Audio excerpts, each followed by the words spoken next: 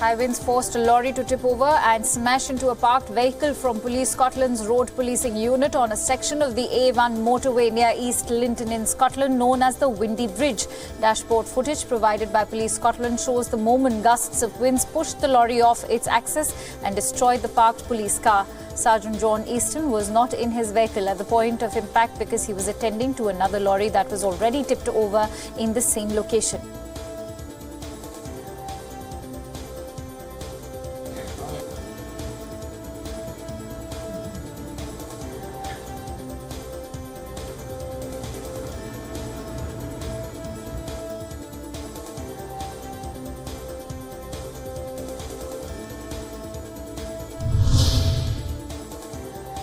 At least 58 people drowned after a boat from Gambia carrying around 150 migrants sank off the coast of Mauritania.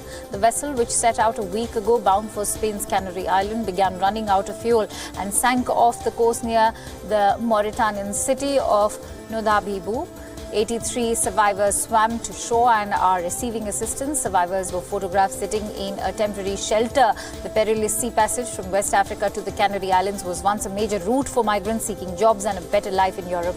The latest incident was one of the deadliest since attempts became scarcer when Spain stepped up patrols in the mid-2000s.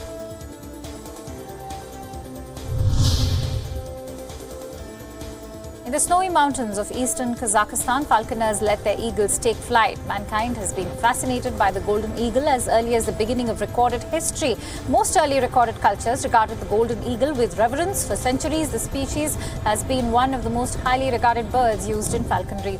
Due to its hunting prowess, the golden eagle is regarded with great mystic reverence in some ancient tribal cultures.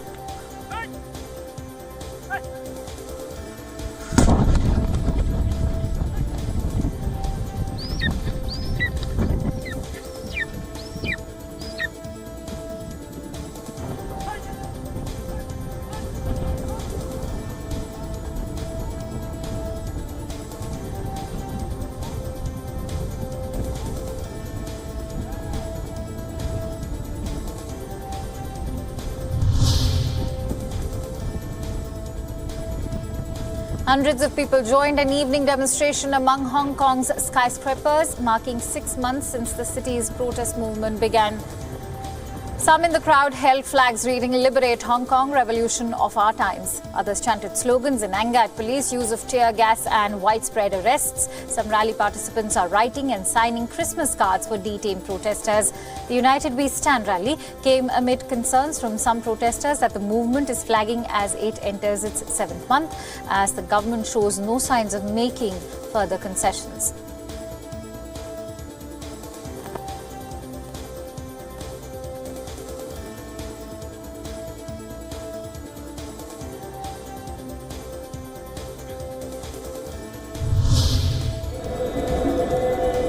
Flanked by more than 2,000 oarsmen rowing to a steady drumbeat, Thailand's king travelled down Bangkok's Chao Phraya River as a part of a 52-barge flotilla, marking the final event of his coronation.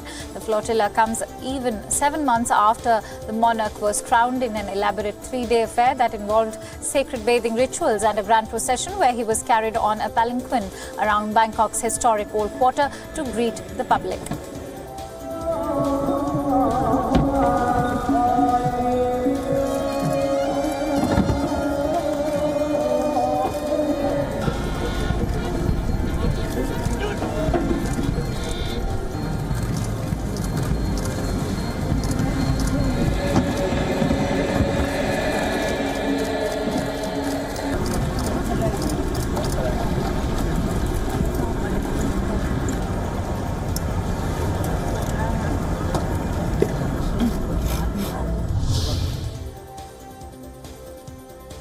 Devastating floods in South Sudan following a fierce drought could tip parts of the country into famine in the next few months.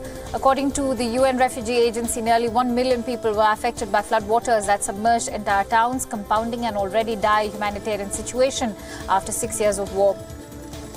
Following severe flooding in South Sudan, millions of people are exposed to hunger. The United Nations World Food Programme is a race to deliver aid to this population in dire need of humanitarian assistance.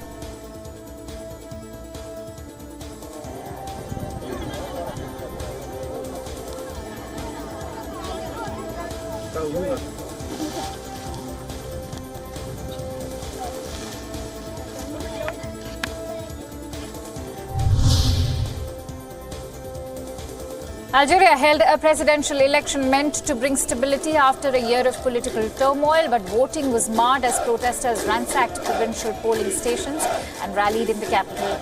The unpopular vote comes almost 10 months after a people power movement ousted President Abdelaziz Bouteflika after 2 decades in office, and as protesters keep pushing for an end to the military-backed political system.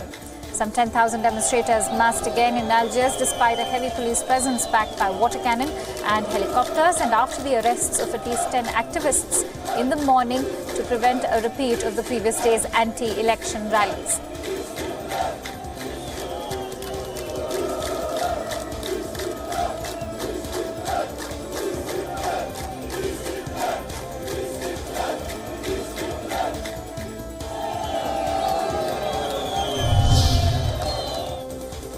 Tons of plastic waste appeared in waves along the Durban coastline. A video captured and shared on social media by a member of the Litter Boom Project, a South African conservation initiative, showed plastic bottles and other litter being churned out onto a Durban beach by the waves.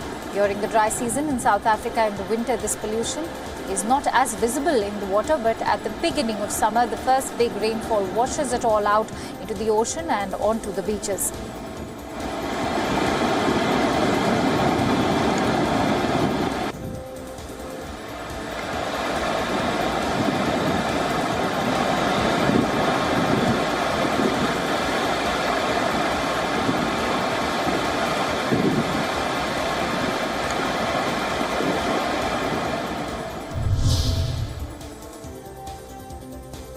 A large tornado tore through Turkey's holiday resort of Bodrum, sweeping an outdoor cafe and damaging property. CCTV footage obtained by local Mughla TV showed strong winds blowing chairs and tables, as well as a woman taking cover behind the bus.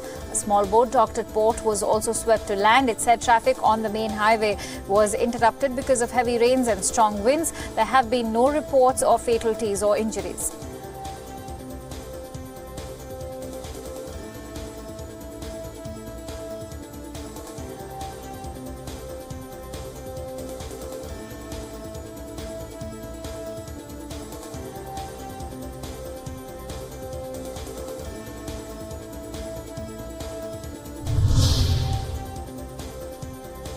After a successful turn at the World Surf League Championship Tour in Hawaii, France's Michel Bourrez has qualified for Tokyo 2020. He has made it to the list of the 18 athletes in WSL Championship Tour who have provisionally qualified for the Tokyo 2020 Summer Olympic Games.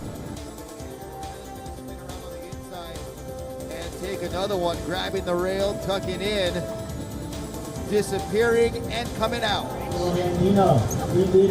Sorry, and you couldn't afford to make mistakes. Locking into a crazy section, Michel Bourrez. Wow. That was insane. Stands tall.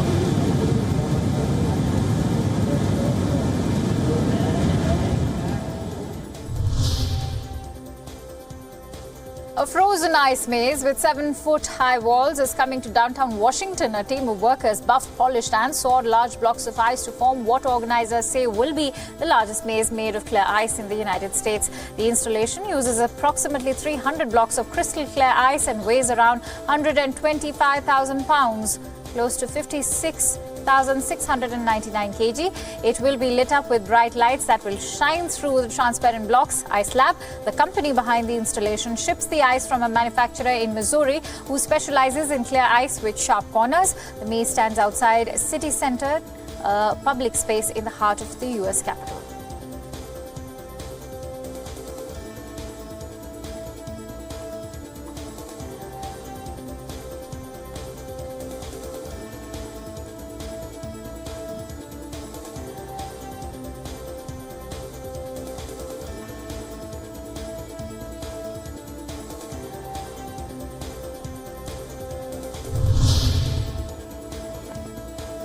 A mountain lion was captured in a Southern California neighborhood, but officials said it wasn't the big cat that killed a resident's dog and injured another pet last week in the same suburb. Police and wildlife officers responded around dawn to Simi Valley, which is about 40 miles northwest of Los Angeles, where people had reported seeing a cougar prowling near foothill properties. The male lion was tranquilized and outfitted with a tracking collar that scientists will use to study the animal as part of an ongoing research project on the big cats.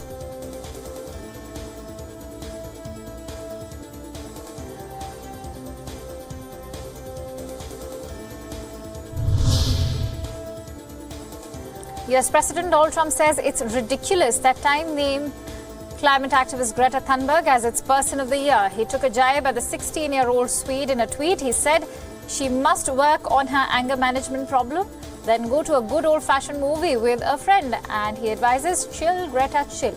In response, Thunberg changed her Twitter profile biography. It now describes her as a teenager working on her anger management problem, currently chilling and watching a good old-fashioned movie with a friend.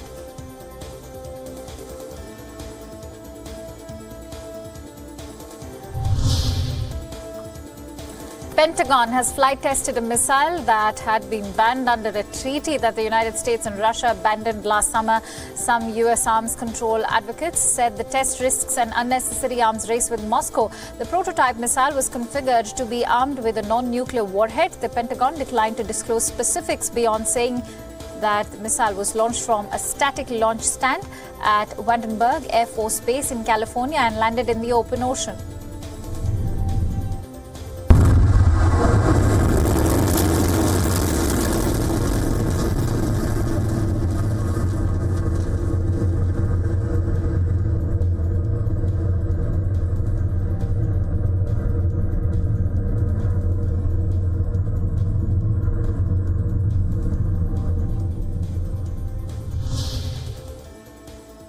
Fire on Russia's only aircraft carrier injured 10 people, with 7 in a local intensive care unit. Russian news agencies reported on Thursday, citing unnamed officials in the country's emergency services.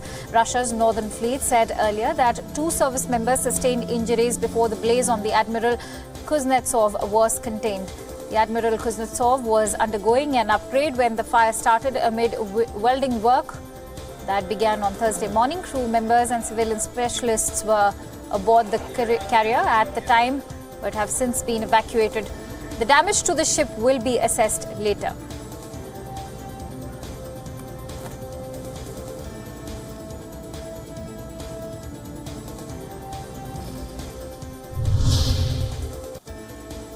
Nicaraguan police unleashed violence on a group of demonstrators who were asking the government of Nicaragua, its President Daniel Ortega, to release their family members from prison. The incident took place outside a hotel in Managua, where a seminar organized by different opposition groups had been held earlier. Several journalists were also attacked by the Nicaraguan police while covering the protest. Nicaragua has been gripped by a political crisis since demonstrations broke out against the Ortega government in April 2018 over planned cuts to welfare benefits.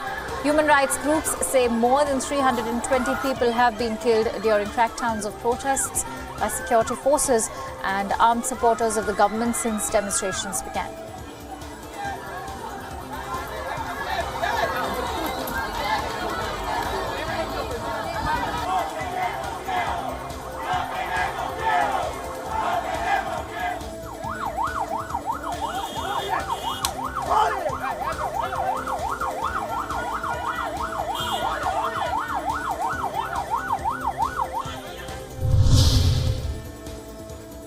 Labour strikes over pension reforms crippled France's train services for an 8th day on Thursday, while major unions warned that work stoppages could continue without pause until Christmas. Unions have rejected fresh proposals by the government of President Emmanuel Macron to stagger the rollout of the controversial plan that would require France's youngest workers to stay on the job 2 years longer, until the age of 64, to be eligible for a full pension. Workers across several sectors are participating in the nationwide general strike, including teachers, doctors, nurses, railway personnel, actors and garbage collectors.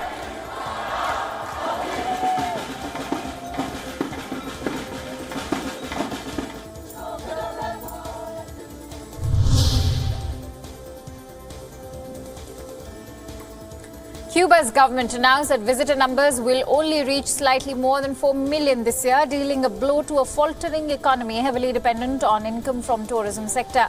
The government had hoped to surpass the 5 million mark in 2019, but US sanctions and tightened travel restrictions have severely cut into American visitor numbers to the island. The US cancelled all US carrier flights to cities other than Havana this week. Earlier this year, the Trump administration ended all US cruise line visits to the island, cutting as many as 800,000 visitors to the island before the cancellation.